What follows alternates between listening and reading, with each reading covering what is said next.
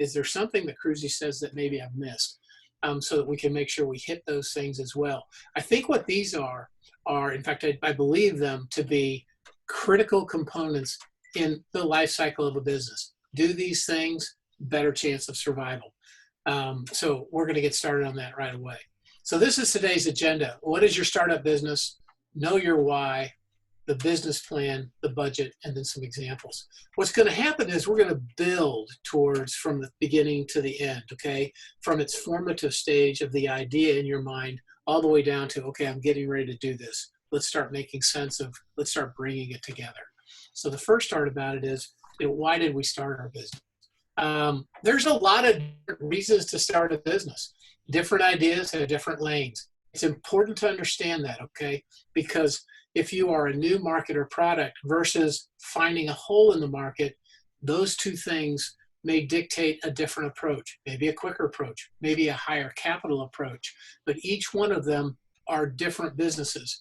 In the old days, we said, hey, you're going to start a business. Okay, do this, do this, do this. Really today, when we start a business, because of the capital necessary and the limitations of market penetration, maybe some barriers to market, you may need to get to speed quicker, which means you better have a lot of ducks in a row.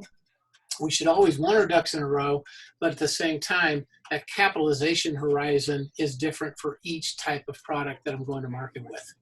You could be someone who says, hey, listen, I just know how to do this better. It's a mature market, but they're doing a little bit better, a little differently. I build a better mousetrap. That's where that came from, is there are a ton of traditional, what I call plateau businesses that are at the top of their business right now, and they're already doing everything that they should do, right? They're already hitting their clients and serving their clients. You've found a way to do something a little bit better. That's a little bit different scenario on your startup for your business plans, etc. So we want to identify each one of these. Now you could just be, I want control of my life. There are a lot of, especially in the COVID environment, our businesses are retooling themselves constantly. We're re-looking at our relationship with our teammates, and we may find that, hey, I'm Bill Kruse. I need more work-life control. And so I think I'm going to go out on my own, start my own small business. I may still do most of my work with the company that I was already employed by, but I may do something a little bit different. I may go down the route of building my own infrastructure to give me better work-life balance, to give me some creative license in what I do, and maybe also give me a better route to retirement. Maybe my retirement plan is better when I control it than if I rely on the company and have to do what the company wants. And the last one is, I just want to build a legacy. I want something that some of its parts is truly greater than the individual parts, and that all of them together bring something that's bigger and beyond myself. Each one of us has those different tendencies. It just depends on what's passionate about us and whether or not we want to break away from being an employee to becoming an entrepreneur. So each one of these takes us down a different route. Each one of these requires a different plan. So I want us to understand that in the beginning. Start with your business advisor. Your CPA should be your best business advisor to help you through these things. So that's the first part of starting up your business. A few things to note, because I kind of jumped right into it, is if you have questions, there should be a chat function. Please go to the chat function. You can ask questions directly to Catherine or to the group as a whole. Catherine will still see it.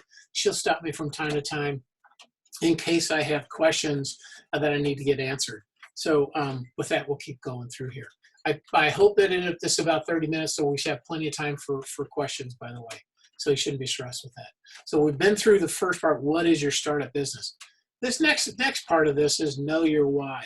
Simon Sinek had the most famous TED Talk of all time. Right now, he's ranked 3rd in YouTube with over 40 million plays. I honestly watch his original Simon Sinek TED Talk about knowing your why 3 or 4 times a year. Why? Because I think it's that important. These are a couple of the quotes that I bring out of this. First one is, the goal is not to do business with anybody who needs what you have. The goal is to do business with people who believe what you believe, okay? Now, what does this have to do with starting a business? Well, what I'm going to ask you to do is to buy into this old guy talking to you about starting a business and tell you that you need to put the business model up on its head and you need to start thinking about why people do business with us. They do business with us because they don't buy what we do, they buy why we do it. Where does the passion come from? People love passion.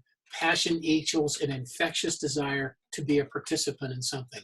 So I really, if you haven't read or listened to the TED Talk on Know Your Why, or you're not familiar with Simon Sinek, just Google Simon Sinek. He's going to come up. He's got an entire infrastructure now. But I'd like you to start thinking about what this means to you, because now the message helps you generate the marketing. It's not about, I got to make money. Well, that's the result of great marketing. It's a great result of a great business plan. It's the result of a great product. It's the result of a lot of things. But that passion that you do, remember, they don't buy what you do, they buy why you do it. That's infectious. And so I want you to really be a student of being an entrepreneur. And what you're going to find with this is that you're going to throw out that traditional way of thinking that says, I have a product, it's a great product, and they're going to come do it. They're going to come buy it. He gives the example in there of TiVo. TiVo pauses live TV. It allows you to eliminate commercials, etc. But they came with this, I have a great product, people will want to come mentality, instead of explaining to people why they would want the product in the first place. One of my mentors was Tom Barton, and he always said, you must educate your client on why they need your product. It's the same mentality. Let's talk about why we do what we do. People will understand what we do. So if you haven't seen the Simon Sinek TED Talk or any of his products, you should go look at them. They're free online, or some of them are at least, especially that TED Talk. I think it will help you change your process, or at least it's going to help you rethink about the other very critical, important business factors that go into starting a business. Startup is the first session, it's the first step, and it's key. So the next part about this is the business plan. In manner life, I can see right now everybody's just groaning. Do I really have to do a business plan? I mean, what is it? What is in a business plan? What's in it? What's not in it? What is it? All those things come in. We've been hearing about business plans for a long time. If I look at it, just go to Forbes. Just go to Forbes magazine. So Forbes magazine is all over the place with whether or not you need a business plan. In 2017, they said, no, you don't just need a plan. You need a detailed business plan. In 2018, they said, you really don't need a business plan. In 2019, it went back to saying you really need a detailed business plan. And now in 2020, in March of this year, they came out and said, you need a one-page plan. And what they do, what everybody's looking at is, well, what is the business plan for? Okay. Well, there's a couple of ways to look at the business plan. It is the thought process and proof of concept that you use internally for yourself to determine that this is why I'm going to put myself at risk with this kind of capital. Okay. There's the other part that says, no, it's the message to your team, to your investor, and to help you create interest in the market as a whole. Well, those are both very valid, but obviously very different marketplaces and very different business plans. I like to look at business plans like this.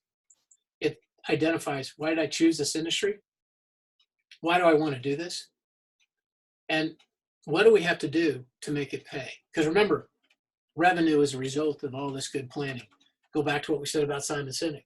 Let's talk about this in the context of being passionate about what we do so that people will want to do business with us. So do you need one? The answer, in my opinion, is yes. Okay. Why? Successful entrepreneurs ignore nothing. The rule of thumb propagated at the beginning, the first one I saw was once again Forbes in January 2015 that said that 90% of startups fail. That's the rubric across all lines. 90% of all startups fail. Well, what's the first thing we know about startups that don't fail? 10% of successful startups, 10% of startups are successful. The one thing they all had in common was they had a written business plan. Okay, so if I do nothing at all, I can say, well, if at least I do a written business plan, I have a better chance of falling in the 10%. Now, did some of the 90%ers have written business plans? Absolutely, they did. But we know that all the successful ones had a written business plan. So do I need one? I think you have to go with the data, and it says yes. I do believe we need a written business plan. What you're going to find is, what does the written business plan tell us? What does it really do for us? So I think that's my next slide. And it's, so what is in that written business plan? Okay. Well, the first thing it does is it identifies the market that I'm in, okay? How my product fits, what are the barriers to entry, what is my timeline for success, which means how does my revenue stream and my cost, how do they cross somewhere in here so that when it comes down to making money, am I going to get there? Am I going to make money at about the time that my creditors are coming after me and save the company? Many businesses fail, not because they don't have a terrific product, not because they don't make sales, but because they don't collect their cash from their sales before they run out of money. So your written business plan is going to match how the market matches to my ability to match the cash flow. It's also going to give me, well, how much cash flow do I need? So there's an operational process here. The other thing a business plan does is it helps us create a secondary revenue stream. I'm going to do this in the marketplace. And once I've studied it, what will probably happen is, oh, well, if I do this, they might need this. If they need that, and how do I provide that on a timely basis? And we don't lose sight of what our primary focus is, right? But understanding other elements of the revenue stream and other revenue opportunities is critical to making sure that not after the first market, we have a second market. Now, you don't want to get ahead of yourself. You want to concentrate on that first market, but identifying other opportunities is critical to making sure we have a successful business. The second part of the business plan is it dictates the how, or tells the how. Well, how am I starting my business? Am I going organic? Do I believe I can do an acquisition or merger? What is my leadership? How do I get leadership into the mechanism of running a business? That's the operational aspect of it. What if I'm buying a franchise? Well, that's a different business plan. In fact, what I find with a lot of franchisors, they ignore the fact that the franchise probably has a top 10 list. It's probably already got a, hey, do this, you'll be successful. I draw on my experience as a Great Clips franchisor and someone who's helped in the Great Clips franchises. One of the big rubrics there is that your product sales must be at least 10% of revenue. If you can do product sales of at least 10% of revenue, you will more than likely be successful. I can't tell you how many of those franchisors don't even look to product sales. Why? Because product sales are dependent on your team. They're dependent on the team, that industry, in that franchise. Product sales can't come from management. They have to be the people that are serving the client right there in the salon. They help drive product sales. In order for me, the entrepreneur, the owner of the franchise, to drive product sales, I must derive habit through them. Well, that's a different training program, right? So now that's falling out of my business plan. If I know I need to drive 10% product sales in this industry, then I have to train my salon operators and incent them, give them a reason why, give them their why, give them their how, and then we can probably hit that 10% product sales, which once again allows me to then fall into that top tier of franchisors. So the business plan is going to talk about your market. What is my market? It's going to identify your barriers. Okay, the next thing is going to tell you how. How am I going to market? Am I going to grow it organically, out of the box? Am I going to buy an existing business? Am I going to merge with someone? Am I buy a franchise? It's also going to tell me where my leadership comes in and whether or not in its infancy I can do just me, or will I need other players? Okay, that goes to operations. Operations is the cost side of it, and it's the debt side of it, okay? It talks about, when we start talking about operations, it starts talking about marketing, not sales, marketing.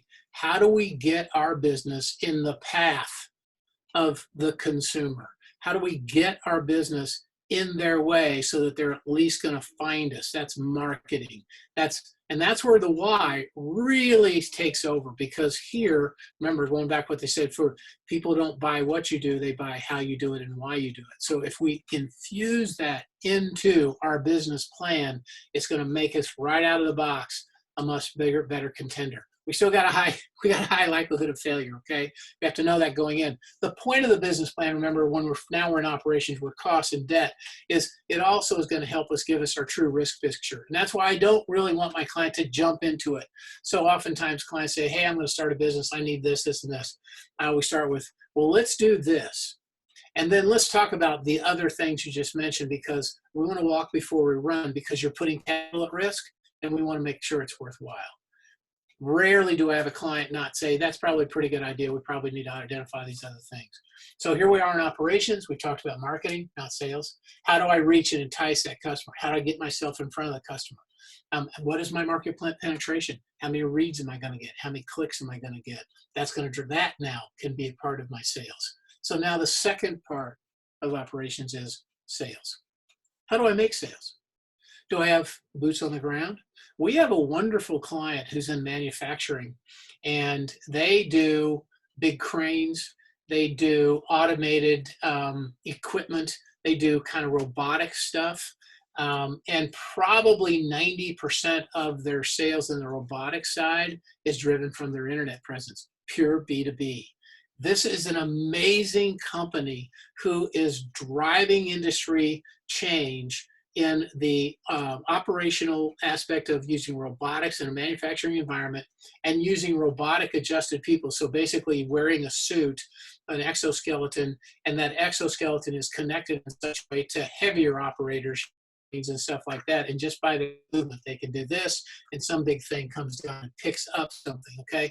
They're all of 90% of their sales are coming from B2B. So how did they get out in front of the consumer? Well, it was a long slog, but they are way out in front of this consumer. So understanding that, understanding how I plug that into my cost, you know, I'm amazed. Just today, I bought some chocolate from a new startup, Chocolatier, in fact, that was, and I'll give you the name of it in just a second, but I was amazed at how wonderful the web presence was, just out of the box, just a terrific web presence. It's called Bijou. It's here in St. Louis.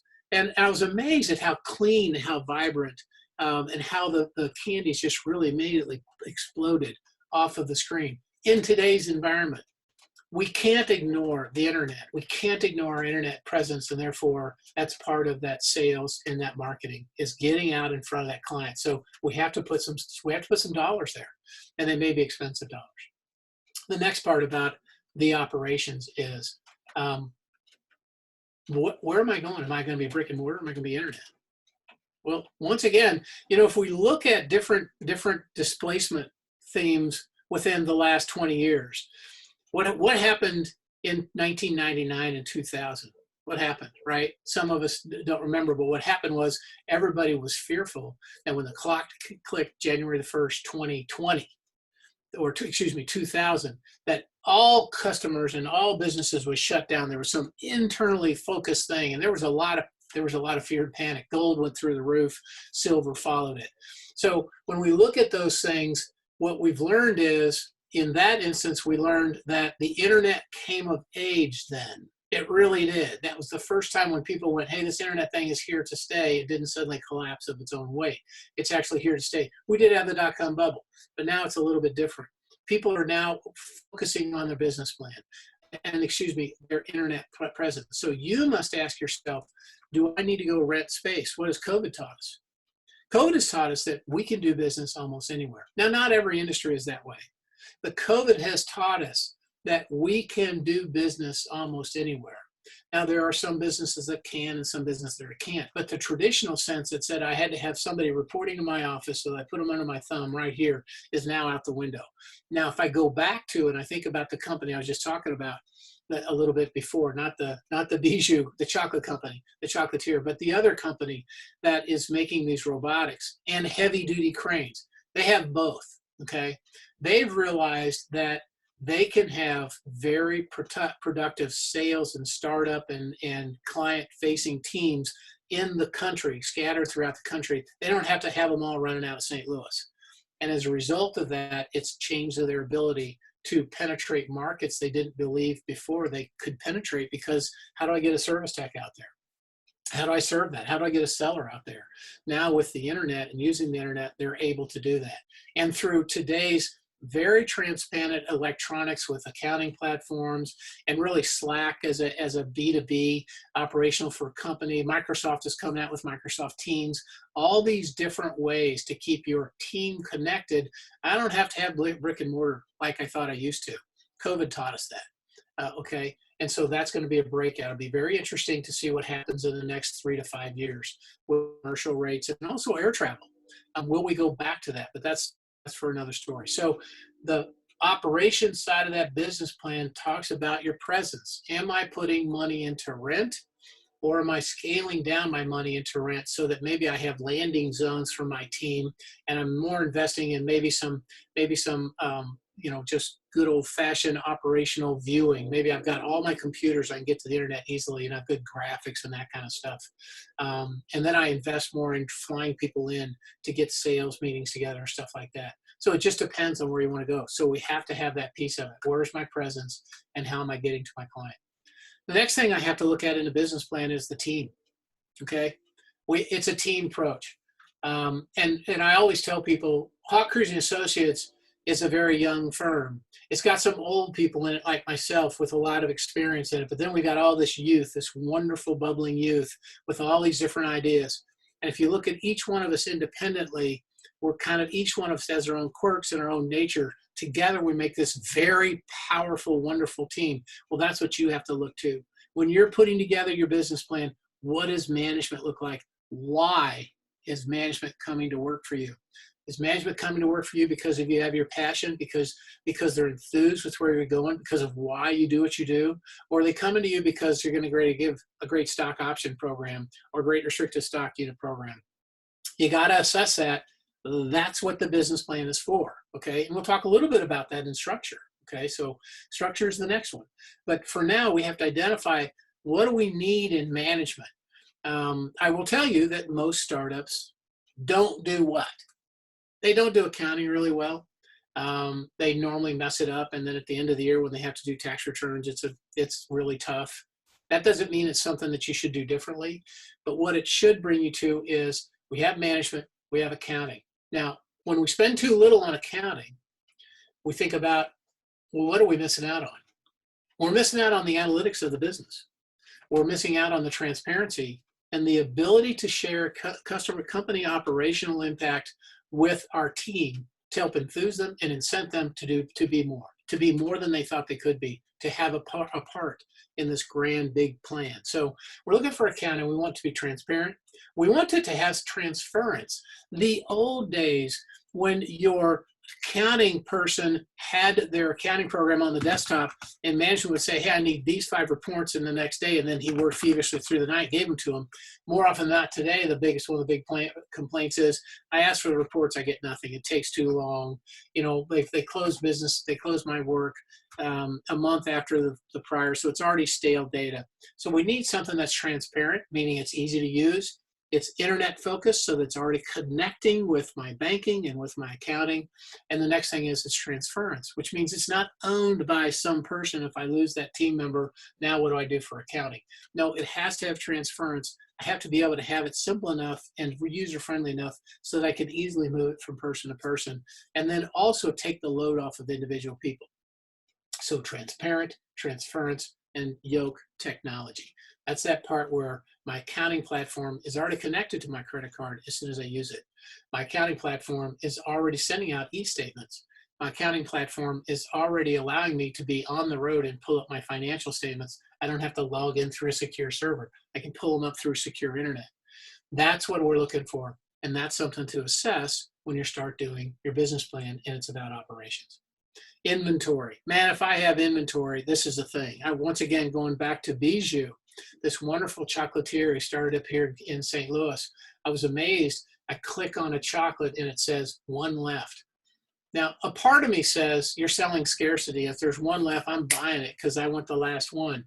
There's the other part of me that says it's probably pretty close, because especially in a startup, I have got to control my costs with inventory.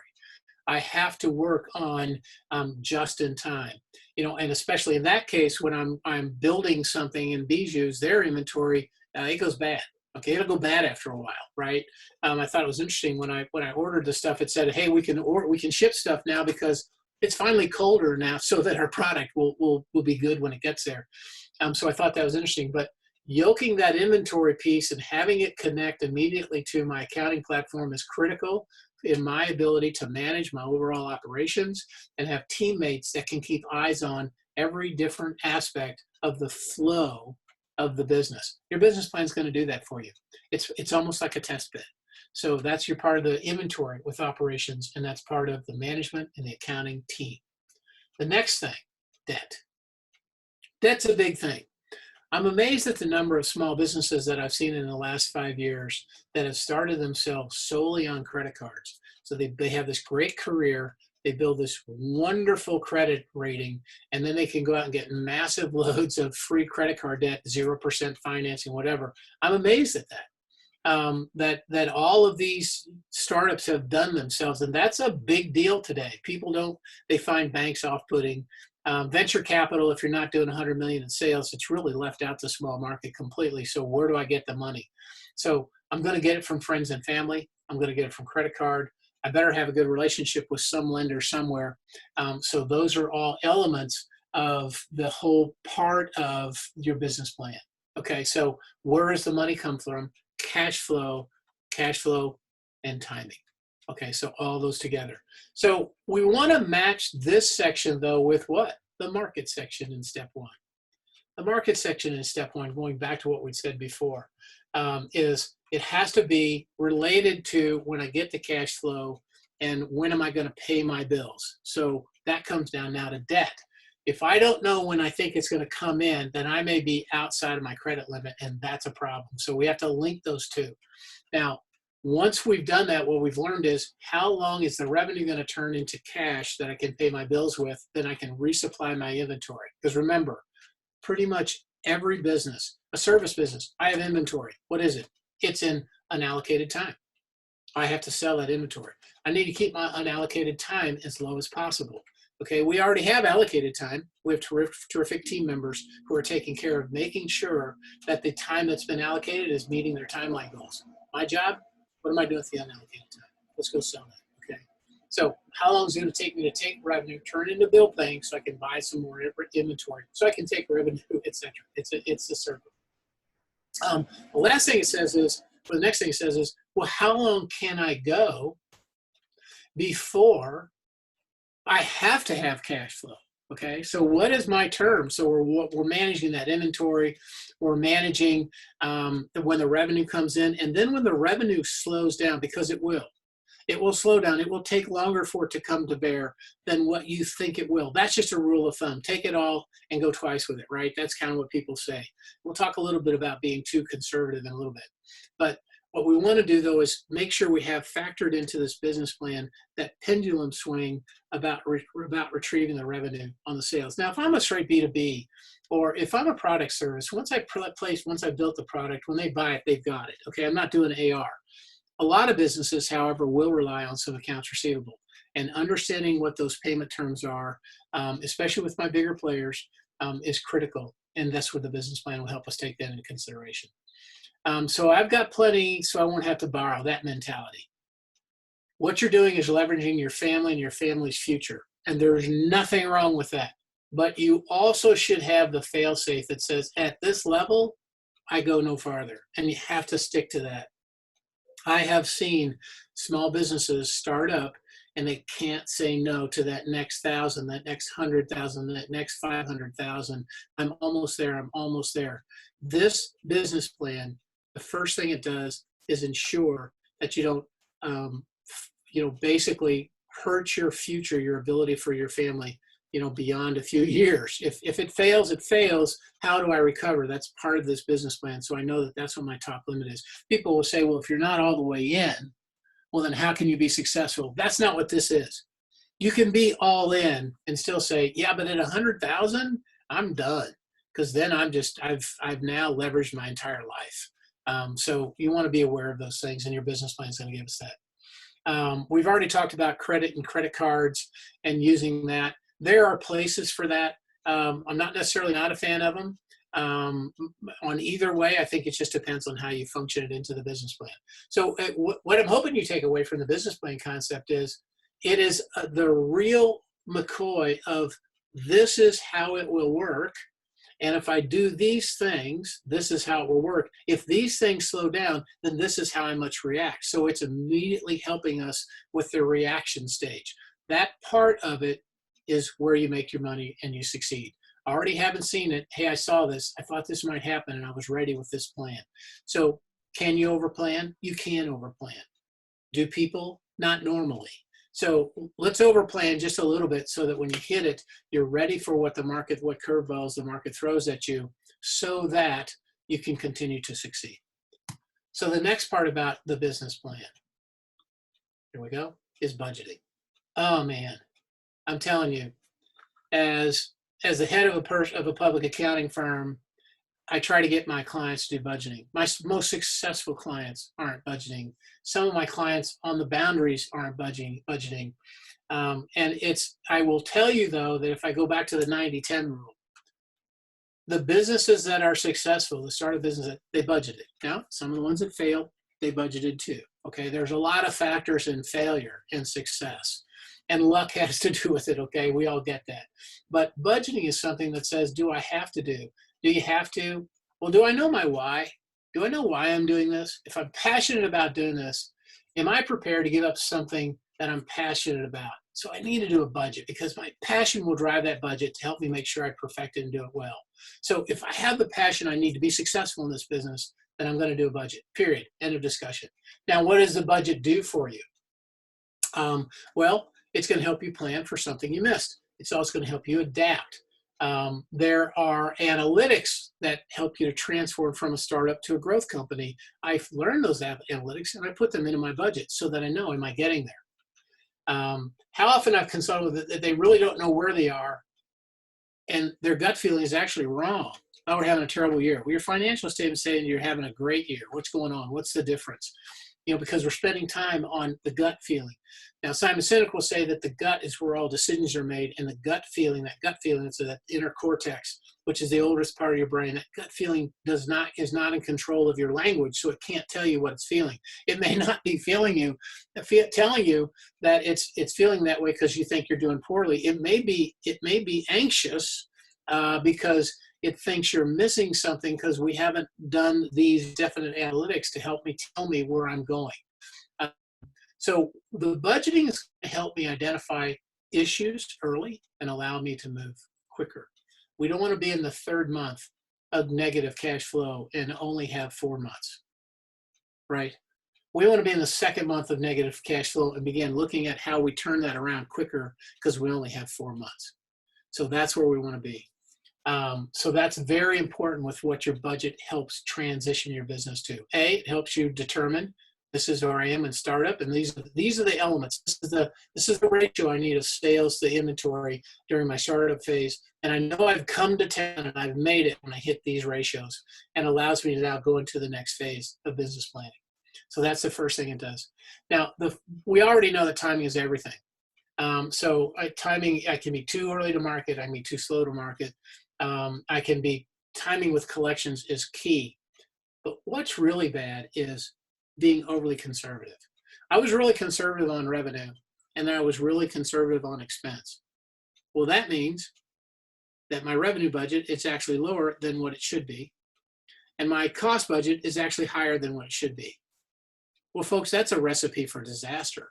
So it's good to be conservative to help you set the tone, but it's important to be conservative in the right way. And that is a dance that will take you a little bit of time to learn, but it's really important not to be overly conservative. If you budget revenue too low, you're going to run out of inventory because your revenue is using your inventory. Oh no, we won't do 100,000 units. We'll do 75. All right, so we'll gear up towards 75. We did 125. What do we do now? We were too conservative. If we run out of inventory, it doesn't matter how good the product is. The people that need the product are going to go find it somewhere else, even if it's not as good a product. So we have to be real clear with how we drive those numbers, and conservatism or over-conservatism can have a really bad impact on our ability to get past startup really and into growth mode. The next thing, what about expenses that are budgeted is too high? Well, what happens then is when I'm looking at my expense budgets, I may spend time where I shouldn't because I've been too conservative on the expenses. And now it looks like, hey, we're doing really well. Well, we're doing really well against budget because we were too conservative in our budget, and we're really not doing well there that at all. If we have a good budget number in our expense and the variance now means something, whereas if my budgeted expense is too high and I'm running below, which is where I should have been budgeting in the first place, it's not giving me the feedback I need to understand what I need to be doing differently. So if my inventory turn says, hey, I'm going to do inventory turns of 1.5, okay, and I'm doing 1 3/4, but I should be at 1 3/4, I'm going to be like, okay, well, am I there or not? Okay, so I mean, and I actually got that upside down. If my inventory turn is at 1 3/4 and I'm doing 1.5, and I should have budgeted at 1.5, then I'm not going to pay attention to it. I may be thinking I'm doing okay. Each one of those areas, though, need to spend the time on, and that time will do what? It's going to generate better decisions, better analytics, better knowledge, quicker to profitability, quicker to excess cash flow, quicker to the things that you need to become to get out of the 90% and into the 10%. So we have to be careful with over conservatism. Last thing we need to be thinking about when we're doing our budgeting is you're going to have stakeholders. People look at me and say, well, I don't have any stakeholders. I don't know the company, I'm at risk all the way. But you do have stakeholders. You probably have a family. You probably have somebody else in your life that's wanting to make sure that you're okay. Now, you may not, okay? But still, your budgeting is going to make sure you're a happy camper, okay? So even if you're only one person and you're an island unto themselves, then you still need to do budgeting. Now, everybody else, we have stakeholders. And proper budgeting gives us transparency over and over and over. When companies come to me and say, I need some capital for startup, and they've already raised capital, what I find over and over is they weren't transparent to their original stockholders, to their original stakeholders, and they don't want anything to do with them going forward because they don't think they'll be transparent. So it's a problem.